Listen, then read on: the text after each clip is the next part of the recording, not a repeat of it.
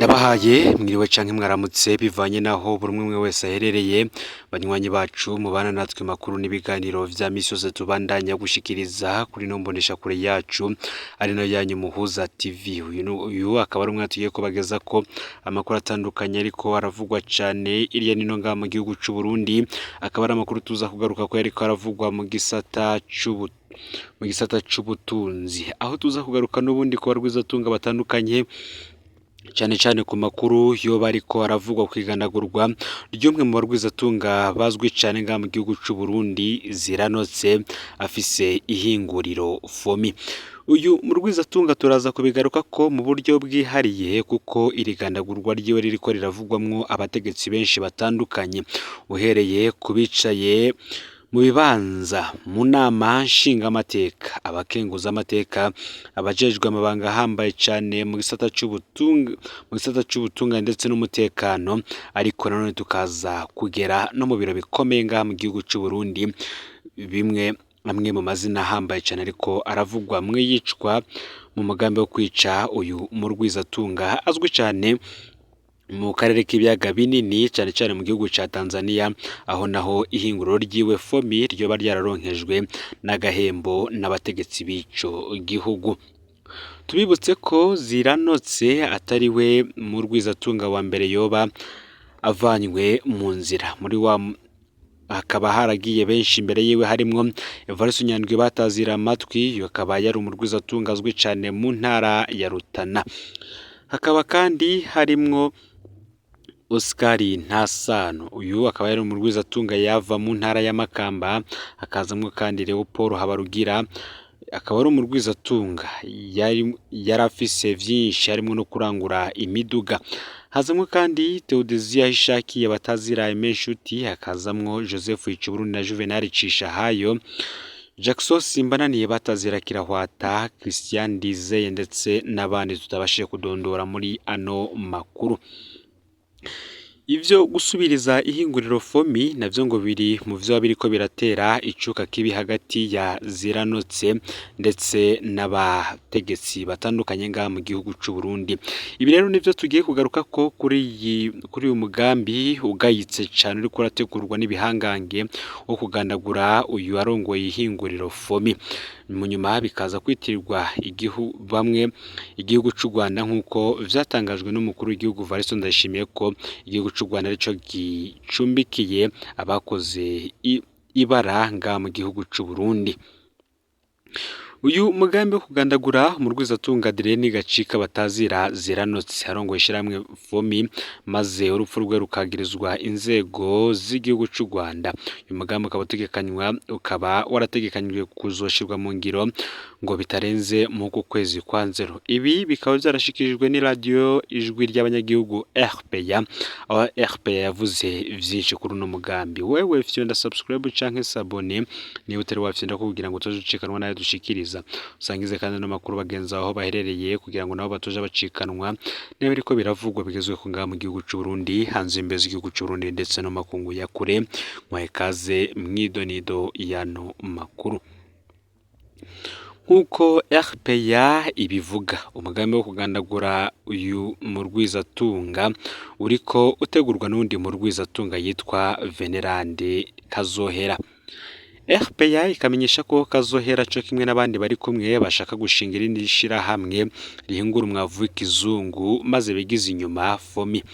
RPA ikavuga ko hagati y'imisi mikuru ya Noel n'umwaka mushasha w'2024 umurwizatunga Venerande Kazohera azwi nka Somambike wa Perezida Evariste Ndayishimiye yabwiye abantu ko vyanka bikunda urongoye uruganda fomi Adrienne Gacika batazira Ziranotse ategerezwa kwicwa bitarenze ukwezi kwa Nzero uyu mwaka. Ni muko kandi amakuru RPA yakuye mu begereye umurwizatunga Kazohera ngimvo nyamukuru yo bari urudandazwa rw'ifumbire kubera Veneranda Kazohera n'undi murwizatunga yitwa Olivier Suguru bariko bubaka urundi ruganda rw'ifumbire mu ntara ya Gitega.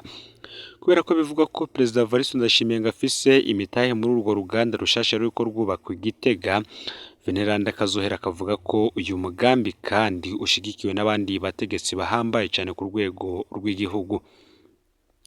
Igitangaje kandi ngo giteye amakenga ni ukuntu Venerande Kazohera avuga ko vyateguye ko iganagurwa rya Ziranotse ritegekanijwe kwagirizwa igihugu c'u Rwanda, aho hazovugwa ko yagandaguwe n'abantu b'abanyarwanda. Ivyo bikaba bije inyuma y'ijambo ry'umukuru w'igihugu Varisito Ndayishimiye aherutse kwagiriza u Rwanda ko rushigikiye imigwi y'abahungabanya umutekano mu gihugu ciwe arongoye c'u Burundi. Tugarutse kandi kuri ibi vyose, amasoko yacu akemeza ko uyu mugambi wo gushiraho irindi hinguriro rikora ifumbire ugeze kure cyane, kandi ngo rikazoba ari ihinguriro ryegereye Perezida Varisito Ndayishimiye, nk'uko vyashizwe ahabona mu itangazo rihamagara bipfuza gukorera iryo hinguriro. Izina ryaryo ni Blending Fertilizer. Ni ihinguriro kandi ryoba rimaze guhabwa ubushobozi budasanzwe naho ritarakomera. Gusa amakuru tudashobora kwemeza akavuga ko FOMI itakirekuriwe kurangura ivyo bita matière première kubera yoba itagihabwa amafaranga y'agaciro muri BRB. FOMI yoba ngisabwa kugura matière première muri iryo hinguriro rishasha. Ivyo bikaba vyifashe gutya mu gihe hari ibihugu vyo mu karere vya vyaramaze kwemerera Varisito Ndayishimiye kumushorera bimwe biboneka ifumbire riva mu Burundi.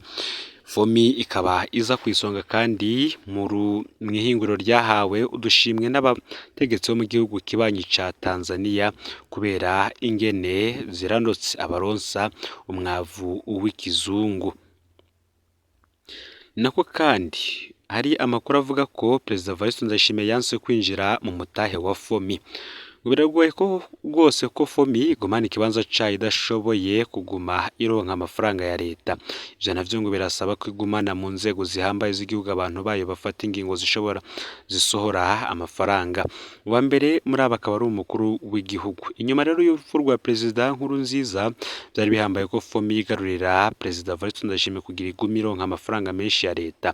Amasoko yacu muri FOMI no hafi ya Perezida Ndayishimiye akemeza ko FOMI yasavye Ndayishimiye kuza gusubira Perezida Nkurunziza mu mutahe wa FOMI.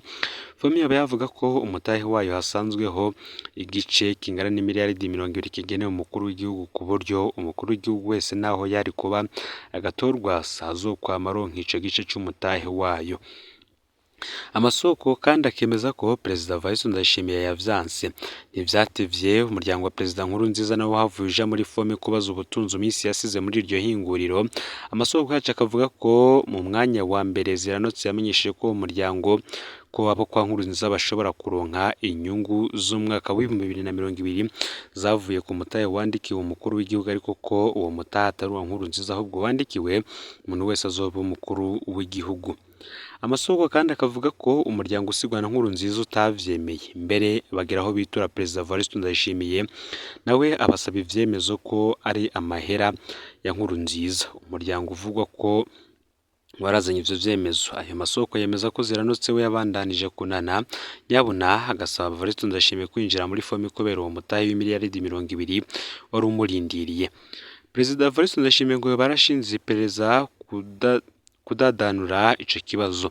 Ziranotse ngo bayavuye yemera ko za miliyaridi 20 ari za Nkurunziza, maze aca yiyemeza kuziriha umuryango wo muhisi mu mice ibiri y'imiliyaridi 10. Kuba Perezida Varisito Ndayishimiye kandi ngataremeye kwinjira mu mutahe wa FOMI yabaye intanga ikomeye y'ingorane za FOMI, naho yari igifise abategetsi bakomeye bayishigikiye. Birumvikana ko inguvu zayo zari z'umwanya muto kubera umukuru w'igihugu ashobora guhindura abo bategetsi bose. Ni nako kandi mu ntango z'ubutegetsi bwa Perezida Varisito Ndayishimiye nta na kimwe cahindutse mu migenderanire ya leta na FOMI mu myaka 2 ya mbere y'ubutegetsi bwa Ndayishimiye. Umukuru wa leta akaba Arengiyome Bunyoni asanzwe afise umutahe ukomeye muri FOMI. Umushikiranganje ajejwe ivy'ifumbire yagumye ari Deogide Rurema. Aho ntabwo babwariho ko leta iguma igura ifumbire riva muri FOMI. Abajejwe gusohora amahera y'igihugu ntibahindutse. Ico gihe umushikiranganje ikigega ca leta yagumye ari Domitien Ndiho kubwayo. Umukuru wa BRB akaba ari Jean Ciza ukurikirana ibera muri BRB akaba yaragumye ari General Gabriel Nizigama bataziratibiya. FOMI yagumye ikomeye. Ni mu gihe kandi isoko ryo muri BRB ryemeza ko muri ico kiringo FOMI yahawe miliyoni 100 z'amadolari akuwe muri BRB. Ayo yoba ngari mu mafaranga Perezida Varisito Ndayishimiye yidogera ko atakoreshejwe ivyo yagenewe. Ibikorwa vya Ziranotse nabo bacuditse vyarakomeye muri ico kiringo, mbere biragurwa rwose. Batanguza banki, bubaka ihinguriro rya fomi muri Tanzania, banakora ibindi vyinshi nko kwagura fomi mu Burundi. Ubu binavuga ko fomi yoba yarigeze kugurura amahinguriro yandi muri Kenya na Angola. Muri ico kiringo nyene Ziranotse na bagenziwe buguriye ihinguriro Itrapak rikora ivyo gutekeramwo. Amasoko yacu akavuga ko nk'isukari itari nke mu Burundi yoba yarisigaye izanwa na Ziranotse ayikuye hanze maze akayitekera mu mifuko yitwa Sosumo kubera Itrapak ari usanzwe ikora iyo mifuko. Hariho kandi n'andi mashirahamwe yegukira Ziranotse nabo bacuditse. Naho kandi habayeho urugamba nk'uko nabibagijije ko Rwanda yishimiye na fomi, aho intambara ya Ndayishimiye Bunyoni nayo benshi bavuga ko itari kuzosiga fomi ihagaze, kuko amakuru ava mu isoko ryacu rw'umwiperereza avuga ko Perezida Evariste Ndayishimiye yasavye iperereza gutohoza ku miliyaride 600 yakuye mu kigega ca leta agahabwa fomi ku itegeko rya Perezida Nkurunziza. Perezida Ndayishimiye yoba yaravuze ko kandi ko fomi itegezwe gusubizwa amafaranga mu gihe fomi yoba ivuga ko ayo mafaranga atari ingurane izosubizwa. Isoko ryacu ryagize ati ntimuze mutangare mubonye Ziranotse akurikiye Bunyoni mu munyororo kuko ikibazo kirakomeye cyane. Uturetse ko bitumvikana ingene ayo mafaranga yakuye mu kigega ca leta, amatohoza yerekana ko atakoreshejwe n'ivyo yari yitwa ko agenewe. Ayandi mahera Perezida Evariste Ndayishimiye yarakeneye ko asigurirwa na mamiliyoni y'amadolari yakuye muri BRB ahabwa fomi, ariko ngo yoba atigeze akoreshwa mu kurangura ivyo yategerezwa kuzana. Icanyuma kandi ngo cadugije ishavu rya Perezida Ndayishimiye n'ingene fomi yacerewe gutanga ifumbire mu ntara nyinshi z'igihugu mu mwaka w'2022. Bikaba vyarabaye kandi mu gihe mu gihugu hariko hibonekeza ikena ry'igitoro, ry'isukari, ry'ibinyobwa vya Braludi n'iry'isima. Perezida Ndayishimiye akaba yarafashe ko ivyo vyose vyari mu mugambi wa Jenerali Bunyoni wo gutembagaza ubutegetsi, ariko amasoko akemeza ko ifumbire ry'ikena ryavuye ku kuba fomi yari itwaritse gushora ifumbire mu gihugu ca Repubulika Iharanira Rusange ya Kongo, aho yagurwa mu madolari maze icisanga idafise ifumbire ikwiye mu Burundi. Kuva ubwo umugambi uriho wa Perezida Evariste Ndayishimiye ngo ari kutavugwa ngo akaba ari uwo gufuta iri hinguriro fomi. Ngaya rero amakuru yoba yinyegeje inyuma y'ibiriko biravugwa ku iganagurwa ry'umurwizatunga w'ihinguriro fomi Ziranotse. Umugambi uriko urategurwa n'abandi barwizatunga bagenziwe, ariko hinjiyemwo n'abategetsi batandukanye kandi bakomeye, harimwo na Olivier Suguru azwi cyane nawe nk'umurwizatunga ahambaye mu gihugu cy'u Burundi. Ngaho rero amakuru yaragezwe ko muri kano kanya ufite subscribe canke sabone niba utari wafite nako kugira ngo utoje ucikanwa nayo dushikiriza. Sangiza no makuru bagenza aho baherereye hose kugira ngo batoje bacikanwa n'abiriko biravugwa ngaha mu gihugu cy'u Burundi, hanze y'imbizi igihugu cy'u Burundi ndetse no makungu ya kure. No Mpunza TV, Imana iba hezagire.